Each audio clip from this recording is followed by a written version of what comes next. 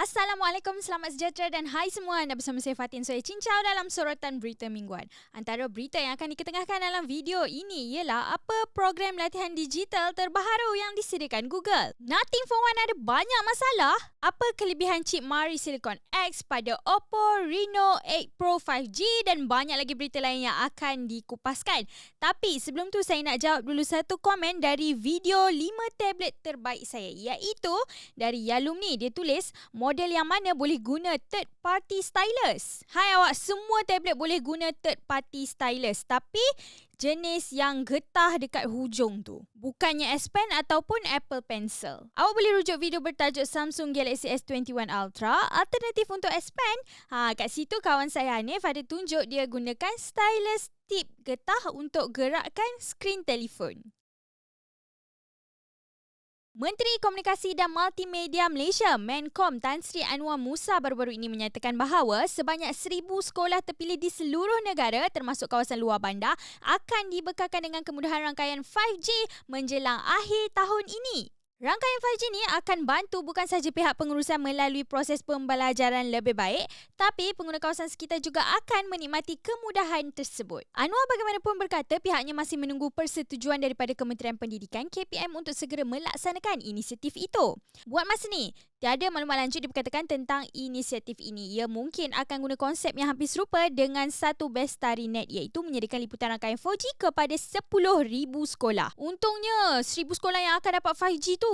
Tapi penyedia 5G sekarang cuma YTL Communications menerusi Yes 5G saja. Anda rasa bila perkara ini akan dilancarkan? Google telah lancarkan program latihan digital terbarunya iaitu Gemilang. Ia menawarkan latihan profesional untuk rakyat Malaysia dan anda boleh dapatkan sijil kerjaya Google melaluinya. Ada 6 kemahiran teknologi disediakan iaitu analisis data, sokongan IT, automasi IT, pengurusan projek, reka bentuk UX serta pemasaran digital dan e-dagang. Google juga akan tawarkan beasiswa kepada 31,000 pelajar untuk memperoleh sijil tanpa kos. Dalam pada itu, Google turut membentuk sebuah konsortium majikan untuk hubungkan para pencari kerja dari program Gemilang dengan bakal majikan yang mengiktiraf kelayakan tersebut.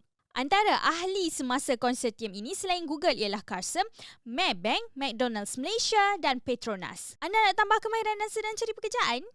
Kalau ya, anda bolehlah sertai program Google ini sekarang. Tablet Oppo Pad Air telah dibawa masuk ke Malaysia. Tempahan awal akan berlangsung sehingga 29 Julai 2022. Pembeli awal akan terima hadiah bernilai sehingga RM259. Ia mengandungi perkara seperti langganan percuma view selama 6 bulan, voucher 50% untuk membeli Logitech K380, pembeli Pad Air yang berspesifikasi paling tinggi akan terima hadiah tambahan berupa casing tablet bernilai RM129. Berikut adalah harga jualan Oppo Pad Air di Malaysia. Oppo Pad Air adalah sebuah tablet sebesar 10.36 inci. Panel paparan beresolusi FHD Plus jenis LCD. Ia mendukung SoC Snapdragon 680, bateri 7,100 mAh dan ia cuma menyokong sistem pengecasan 18 watt sahaja. Adakah yang menunggu tablet ni? Saingan terdekat Oppo Pad Air ialah Xiaomi Pad 5. Mahal RM100 tapi boleh dapat spesifikasi yang lebih baik, contohnya di chip dan skrin. Oppo secara rasminya umumkan siri Reno 8 dalam pasaran Malaysia. Keunikannya adalah chip Mari Silicon X, chip pemproses imej pertama dalam industri dalam kategori 6 nanometer. Siri Oppo Reno 8 di Malaysia ada 2 ahli. Ahli pertama ialah Oppo Reno 8 Pro 5G, lagi satu ialah Oppo Reno 8 5G. Berikut adalah harga jualannya di Malaysia. Sehingga 29 Julai 2022, dengan setiap pembelian mana-mana model dalam siri Oppo Reno 8, anda berpeluang beroleh hadiah bernilai sehingga RM1,486. Antara yang terkandung di dalamnya adalah jaminan daripada cermin pecah selama 1 tahun, kotak hadiah eksklusif bernilai sehingga RM399. Ahli My Oppo pula berpeluang untuk dapatkan hadiah tambahan bernilai sehingga RM888. Oppo Reno 8 Pro 5G diperkasa MediaTek Dimensity 8100 MAX. Di bahagian belakang, Oppo menempatkan kamera utama 50MP, ultra lebar 8MP dan makro 2MP. Oppo sangat ingin mengetengahkan chip Mari Silicon X mereka yang katanya bawakan keupayaan kamera telefon ini ke tahap yang lebih tinggi. Kamera selfie 32MP. Oppo Reno 8 mendukung SoC Dimensity 1300. Konfigurasi kamera Reno 8 sama je dengan Reno 8 Pro, tapi chip Mari Silicon X tidak hadir pada varian ini. Anda rasakan kenapa chip Mari Silicon X tak ada pada versi Oppo Reno 8 5G? Padahal konfigurasi kamera kan sama. Agaknya nak paksa orang beli versi Pro ke untuk cuba chip tu?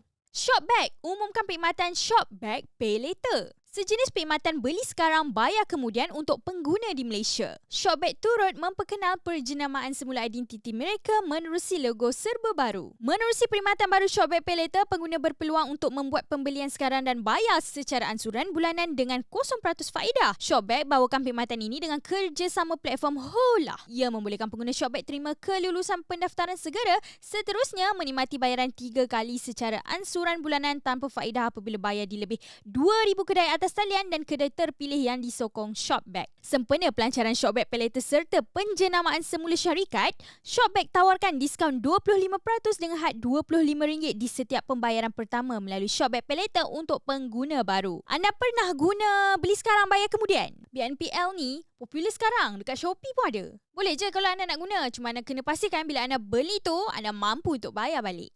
Nothing Phone 1 telah dilancarkan secara rasminya di Malaysia. Ia akan berada di pasaran mulai 1 Ogos 2022. Tapi sudah ada beberapa negara yang sudah menjual Nothing Phone 1. Disebabkan itu juga ada yang mengadu banyak masalah tentangnya. Antara masalah yang paling banyak diadukan di media sosial adalah masalah skrin kehijauan. Aduan lain mengatakan terdapat piksel mati di skrin. Pengguna lihat ia berlaku di kawasan yang sama di sekitar lubang kamera hadapan. Ada juga yang laporkan jalur LED di belakang telefon tercabut. Untuk masalah tersebut, Nothing mengatakan bahawa ia adalah perkara biasa terjadi di skrin OLED apabila kecerahan ditetapkan pada tahap terendah dan masalah ini tidak eksklusif untuk Phone 1 sahaja. Nothing telah berusaha membaiki masalah ini dan harap ia boleh diselesaikan menerusi kemaskini perisian yang akan datang. Bagi masalah jalur LED glip yang tercabut, Nothing menjawab bahawa ia adalah masalah produk awal yang dihasilkan bukan untuk pengguna akhir, tapi diberikan kepada beberapa media untuk diuji lebih awal. Masalah ini mungkin telah diselesaikan dalam unit yang telah dijual. Banyak masalah Nothing Phone 1 ni. Anda ada rancang nak beli? Atau ada buat tempahan awal?